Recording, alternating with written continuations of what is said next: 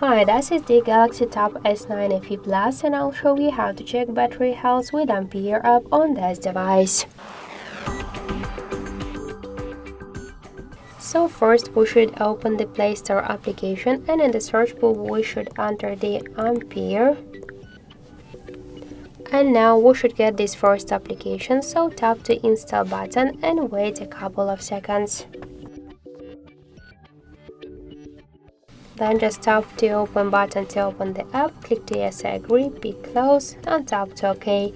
So now we could see information about my battery health, and in my case battery is in good condition. And also we got here more information like the battery capacity, voltage, Android version and more other info. So that's it, thank you guys for watching, and if you like this video, leave thumbs up and subscribe.